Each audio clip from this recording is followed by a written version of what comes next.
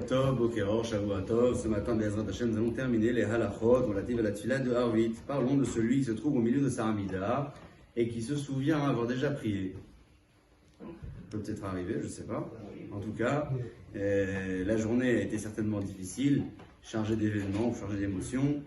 Au moment de prier Arvit, on se rappelle peut-être avoir déjà prié, on se rappelle certainement avoir déjà fait la tefila. Que faire dans ce cas-là? Pour la tefila de Arvit, tout particulièrement, c'est noté dans la halakha qu'on aura le droit de poursuivre la Hamida et d'être mehadesh une chose, de renouveler quelque chose que l'on n'a pas dit dans la tefila précédente. Ça peut être même une demande particulière. On demande à Kadosh Baruch Hu pour la guérison de quelqu'un, pour la parnassa d'un autre.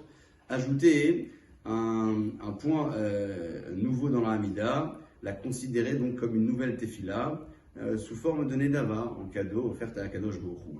Ce point ne concerne que la tefila de Arvit. Pour la tefila de Shacharit et la tefila de Mincha, c'est marqué dans la halakha que si on s'en souvient au milieu de la Hamida, on devra s'arrêter même au milieu d'une beracha.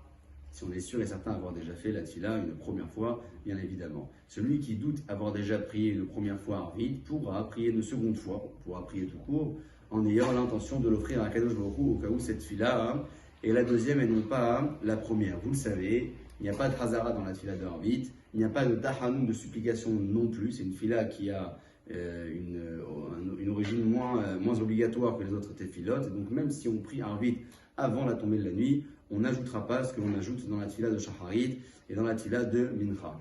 Pour ce qui concerne les femmes, c'est noté dans la halakha que le Kilat Shema du matin et le Kilat Shema du soir font partie des mitzvot positives qui dépendent du temps. Les femmes en sont dispensées.